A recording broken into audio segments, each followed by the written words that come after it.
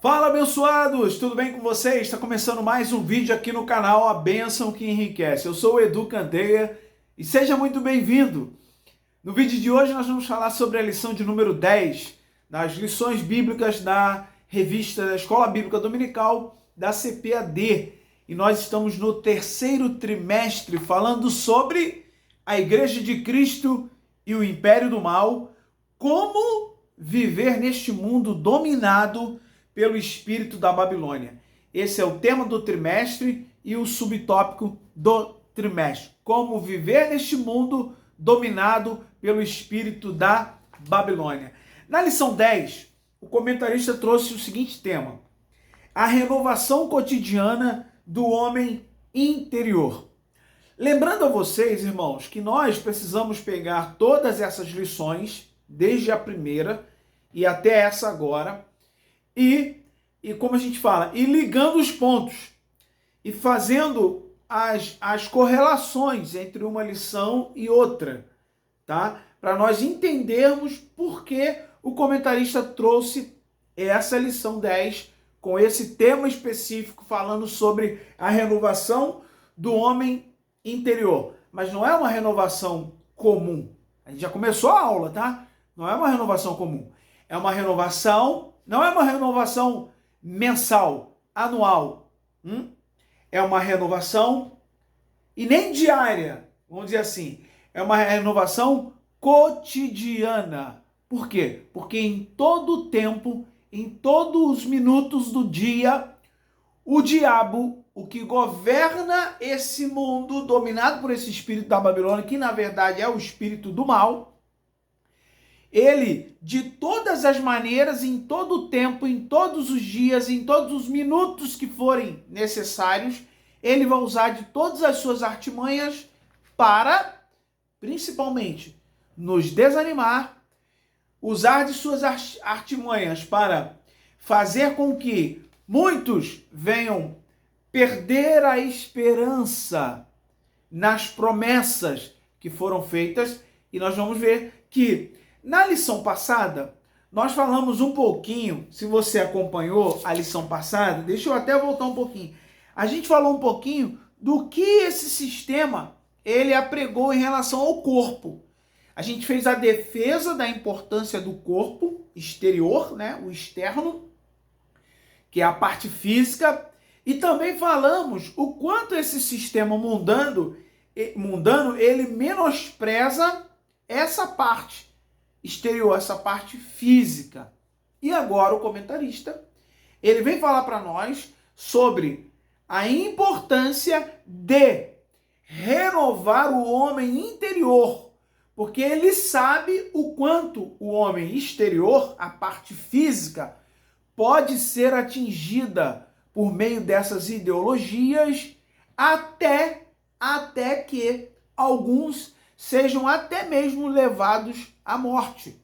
Então a gente precisa entender esse contexto aí. Acho que é importante entender isso, porque essa lição vai falar sobre algumas coisas que nós vamos... Você que já acompanha o canal, você certamente vai gostar muito dessa lição número 10.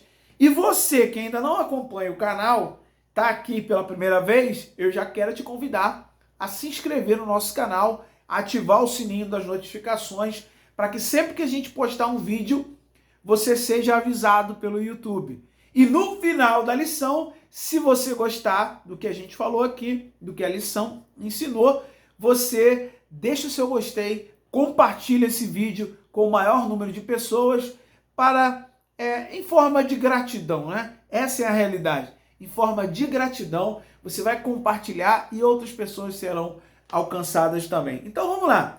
Lição de número 10, ela fala o seguinte, o texto áureo diz assim, ó, por isso não desfalecemos, mas ainda que o nosso homem exterior se corrompa, o interior, contudo, se renova de dia em dia. Olha que interessante, o texto áureo que está lá em 2 Coríntios 4,16. O texto áureo já abre falando de cara sobre o tema principal da lição.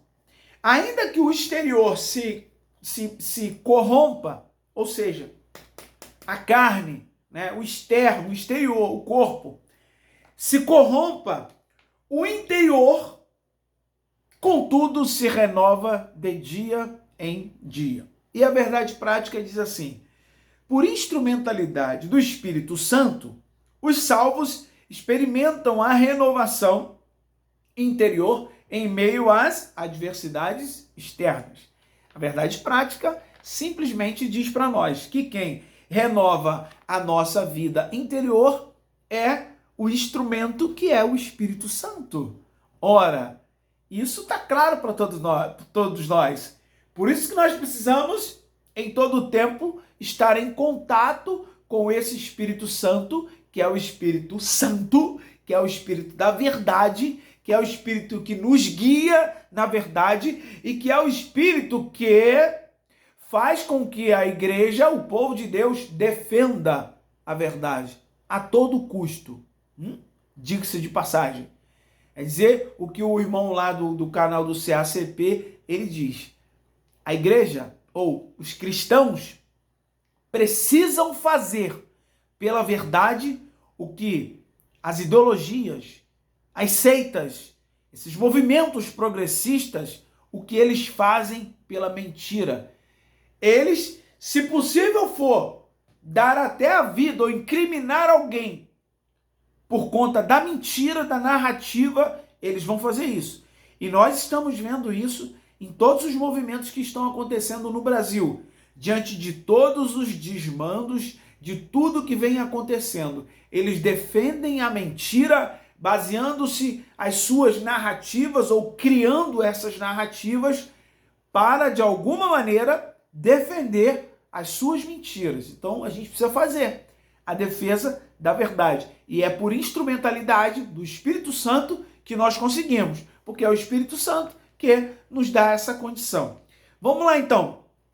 Eu quero convidar você, já falei em outras lições, da importância de ler a leitura diária. De segunda a sábado, em todas as lições, tem segunda a sábado um texto, um versículo e um comentário sobre que liga diretamente os pontos com o tema principal da lição. Então, eu acho importante você ler de segunda a sábado. E eu destaquei algumas coisas aqui, que elas terão repetição durante a lição, tá? Na segunda-feira, o 2 Coríntios 4:7, que fala sobre o tesouro do evangelho guardado em vasos de barro.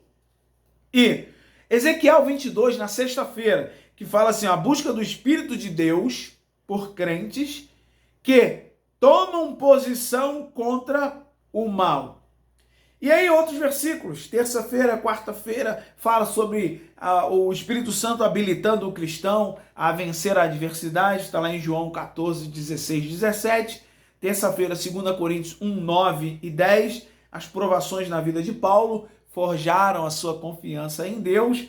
Filipenses 3, 13 e 14 diz que a adversidade impulsiona o cristão a prosseguir na jornada de fé. Só isso aqui já é uma aula, né? Só isso aqui. E sexta-feira, Hebreus 11, que é de praxe, né? Ora, o que diz aqui é o apelo da Escritura ao exercício da fé bíblica. Ora, a fé é o firme fundamento. Hebreus 11. Só essas lições, essas leituras diárias aqui, de segunda a sábado, nós já temos uma aula do quê? De que, primeiro, o crente passa por provações. Não tem essa. Não tem, diz assim, né? Almoço grátis. Não tem esse evangelho que vai chegar para você e falar assim, ó, não, aceita Jesus Cristo que a tua vida vai mudar, vai ser mil maravilhas, você vai ter empresas, carros, casas, você vai ser muito bem sucedido e é isso. Não tem não esse evangelho não. Deus pode até te abençoar, mas ele vai provar a sua fé. Mesmo, engraçado, que Deus prova a fé do cristão, mesmo que se ele estiver na bonança, ou se ele estiver na prosperidade, ou se ele estiver passando dificuldades financeiras. Não interessa, porque Deus quer provar a nossa fé, não é para dizer que nós vamos viver bem aqui na terra, é para provar que nós vamos viver bem lá no céu, que nós vamos garantir a nossa entrada lá no céu. E aí eu pergunto para você nessa lição aqui, vamos abrir um parênteses aqui, eu pergunto para você o seguinte, se você morresse hoje, chegasse lá no céu, lá na porta do céu, do portal lá do céu, e aí Deus lá na porta, e aí ele chegasse para você e perguntasse para você: por que deveria eu, Deus, deixar você entrar no meu céu? O que você ia dizer para ele? Pensa aí, e se você quiser responder, coloca aí nos comentários, porque essa pergunta é intrigante. Mas vamos lá. A leitura bíblica em classe vai falar sobre 2 Coríntios 4, do 11 ao 18, que vai falar sobre essas questões das aflições. Irmãos, precisa ler isso, tá? Vai falar sobre as aflições, vai falar sobre a promessa de retorno espiritual para aqueles que se mantiverem fiéis durante as perseguições aqui na terra. Esse texto vai falar sobre não dá para se comparar as provações, as perseguições que nós passamos aqui com a glória que em nós há de ser manifestada. Não tem como comparar. Esse texto fala sobre porque a leve e momentânea tribulação produz para nós um peso de glória que será manifesto, é claro, lá no céu. Então, a gente vai entender que fica claro que as aflições, as tribulações é uma realidade. Jesus, o próprio, ele disse: olha, no mundo vocês vão ter aflições, mas tem de bom ânimo, eu venci o mundo. Agora, mas Edu, como que se liga essa lição com a questão desse movimento progressista, com esse movimento dominado pelo espírito da Babilônia? Como que se liga isso? Se liga da seguinte maneira, vamos simplificar aqui. Se a Bíblia ensina que o sofrimento exterior, que é o tópico aqui, que ele vai falar sobre o tópico 1, a experiência de Paulo, o exemplo do apóstolo e a esperança do crente, se a Bíblia fala sobre tudo isso, o movimento progressista ele vem trazendo um ensinamento contrário. Se a Bíblia ensina que nós, os cristãos, nós seremos, vamos dizer assim, enaltecidos, louvados, honrados por conta de nos entregarmos até a ponto de chegar à morte. Se a Bíblia ensina isso, que nós seremos honrados, o movimento progressista diz que nós somos loucos, que nós não sabemos o que é isso, que loucura é essa de ficar pensando num céu que depois da morte vai haver alguma coisa. Eles querem distorcer, essa é a minha visão, eles querem distorcer essa visão do que a Bíblia ensina para o que eles apregoam, ou seja, menosprezando tanto o cuidado com a parte material, o exterior, a carne, o corpo, mais propriamente dito, eles desprezam, como também a parte interior, que é a alma e o espírito, o nosso intelecto, o nosso raciocínio e a nossa ligação direta para com Deus. O que o movimento progressista, baseado todas essas ideologias mundo afora, não só no Brasil, o que eles querem é deturpar o ensino e a esperança que o cristão tem no seu coração. É chegar para um cristão e falar assim: para que isso? Não tem necessidade de você ficar defendendo essas coisas. Isso tudo é ilusão. Esse é o ponto que eles querem passar para nós. E com esse tipo de atitude, eles querem minar o coração, a mente do cristão, para que o cristão desfaleça e entregue os pontos e comece a viver de forma dissoluta aqui no mundo.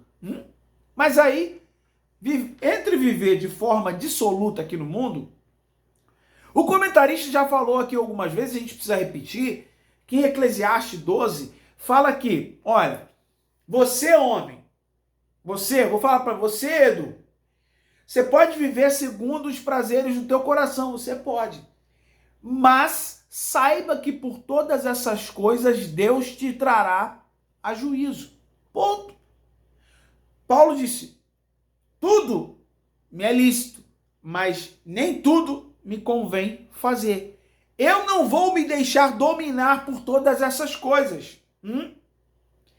E Paulo, escrevendo ainda aos Colossenses, ele diz assim, vocês devem ter cuidado para que ninguém vos faça presas suas, por meio de vãs sutilezas, vãs filosofias, segundo os preceitos, os rudimentos do mundo e não segundo Cristo.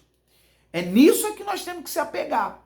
Por quê? Essas vãs filosofias, elas querem menosprezar a importância do corpo físico e querem menosprezar a importância de nós nos dedicarmos a buscar a Deus. Por que esse movimento é contra o cristianismo? Existem lugares aí que igrejas foram fechadas, padres, líderes religiosos foram expulsos, perseguidos.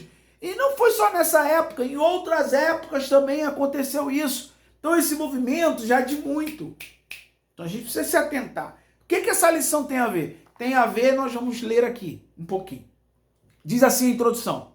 As adversidades externas são uma incontestável realidade, já falamos disso. Não obstante, durante a nossa existência, o corpo mortal permanecerá sujeito às adversidades. Ponto, crente. A gente precisa entender isso, né? E aí, nesta lição, nós veremos o sofrimento do homem exterior, o fortalecimento do homem interior e os desafios atuais como forças externas que tentam esmagar a nossa vida espiritual. Foi tudo que eu falei aqui. O sofrimento exterior, diz assim, a experiência de Paulo. O apóstolo Paulo é um exemplo de um homem que sofreu adversidades externas, mas não perdeu a solidez da vida espiritual. Está aí revelado para nós isso.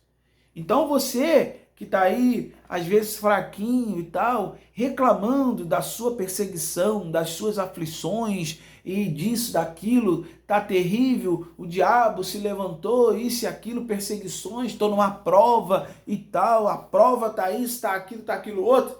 Paulo passou por isso tudo também.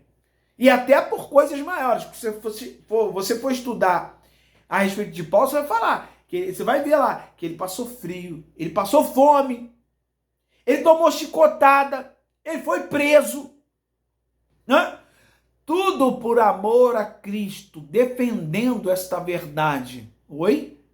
Defendendo o quê? Defendendo essa verdade. Então ele é um exemplo. Aí diz aqui, ó, dessa forma, Paulo sintetiza as adversidades da nossa jornada de fé nas seguintes palavras. Olha que coisa linda isso aqui. E também, todos os que piamente querem viver em Cristo Jesus padecerão perseguições. 2 Timóteo 3,12. Está dito aqui. Não tem ninguém enganado. Todo aquele que quer seguir a Cristo piamente ou com fidelidade, fielmente, padecerão perseguições. Está escrito aqui. E não está dizendo aqui, não está fazendo acepção de pessoas, não. Está dizendo que o rico vai padecer perseguições, o pobre também, o classe média, o que quer que seja, vai padecer. Quer servir a Cristo piamente? Vai padecer. Então a gente precisa entender o seguinte, se está tudo muito bem para nós, peraí, está tudo muito bem durante muitos anos, você cristão, não está padecendo nenhuma perseguição, não tem nada, não está acontecendo nada, não sei, a gente precisa rever algumas coisas aí. O ponto 2 diz assim, ó, mas tem uma coisa interessante aqui, ó. Ele diz aqui, Paulo falou assim, ó, ele falou que o tesouro guardado em vasos de barro, aí o comentarista fez um adendo aqui, ó. Isso é uma declaração de que somos feitos do pó, ou seja, somos mortais. E por isso, como seres humanos, nós somos frágeis. Não adianta, você pode ser o cristão mais top lá das galáxias, o camarada que ora muito, jejua muito, prega muito, canta muito, ensina muito, faz tudo muito, né? Agora eu lembrei de um corinho aí, dos Canelinha de Fogo, né? Se desligar da tomada, não canta, não prega, não faz mais nada. É isso. Nós somos frágeis e a gente precisa louvar por causa disso. Por quê? Porque o poder, segura essa, porque o poder de Deus se aperfeiçoa na nossa fraqueza. Eita! O exemplo do apóstolo. Mesmo diante do sofrimento, o apóstolo não retrocede e tampouco nega a fé. Pelo contrário, suas provações forjaram a sua confiança em Deus. Ele não negou a fé, o que o movimento progressista, com todas as ideologias, o que elas querem é que nós cristãos neguemos a nossa fé. E comecemos a, como igual a alguns cristãos aí que já foram enredados por esse movimento, eles negaram, porque eles estão seguindo as teses, as doutrinações desse movimento. Eles estão desonrando o corpo, eles estão menosprezando o fato de que, se nós passarmos por perseguições, provações, enfim, aqui nesse corpo, e mantivermos acesa a chama da fé, nós seremos honrados. Mas tem cristão que já negou, que agora já está do lado lá do movimento progressista e já tem igrejas aí que defendem esse movimento, sabe? Que são aquelas igrejas inclusivas, sabe? Aquelas igrejas que se preocupam agora com o arco-íris, o colorido. Você está entendendo o que eu estou dizendo, né? Mas a igreja de Jesus Cristo, que defende a verdade, ela não se deixa levar por essas coisas, não. Aí diz assim, ó, cônscio da sua vocação, o apóstolo declara, por isso não desfalecemos, ainda que o nosso homem exterior se corrompa. Aí vamos complementar. Embora o homem exterior se corrompa, seja consumido pelas tribulações, o salvo não desanima e nem recua. Não desanima e nem recua. Não desanima e nem recua. Por quê? Porque Jesus foi quem falou, tem de bom ânimo, eu venci o mundo. Vocês vão ter muitas aflições, mas tem de bom ânimo, eu venci o mundo. A esperança do crente é o ponto 3, a gente vai falar aqui agora. Na Escritura, o contraste entre as aflições do homem e o poder de Deus estão assim representados. Atribulados, mas não angustiados. Perplexos, mas não desanimados. Perseguidos, mas não desamparados. Abatidos, mas não destruídos. Opa, vamos lá. O texto ensina que, embora o nosso corpo esteja sujeito ao pecado e ao sofrimento, Deus sempre provê um meio de escape. É nisso que nós precisamos se ater, se apegar, tá? É nisso. Por quê? Porque em 1 Coríntios 10, melhor dizendo, 10, 13, diz assim, não veio sobre vós tentação senão humana, mas fiel é Deus, que não vos deixará tentar acima do que vocês podeis suportar. Antes, com a tentação, ele dará o escape. Deus sempre vai providenciar o escape, se permanecermos fiéis. Aí, então diz assim, ó, não podemos deixar de guardar a bem-aventurada esperança em Cristo. Ou seja, o tópico 3 fala sobre a esperança do crente. Qual é a maior esperança do crente? É passar perseguição aqui na terra? Não, não é isso. É ter fortuna aqui na terra? Não, não é isso. É ter uma família abençoada, todo mundo bem, e tal, essa coisa toda aqui na terra? Não, não é isso. Essa não é a maior esperança. A maior esperança está aqui, ó, em Tito 2,13, que é a volta, é a manifestação gloriosa do Senhor Jesus para buscar a sua igreja. Essa é a esperança real do crente. Essa é. Então, nós terminamos aqui o tópico 1. Que maravilha de tópico, hein? Que maravilha! Como eu fui edificado estudando esse tópico, me aprofundando, renova a nossa fé. É verdade, renova. As provações que nós estamos passando agora não são para comparar com a glória que em nós há de ser manifestada. Corpo glorificado, eita glória! Deus te abençoe, meu irmão. E lembre-se, a bênção do Senhor é que enriquece. Se desligar da tomada, não canta, não prega, não faz mais nada.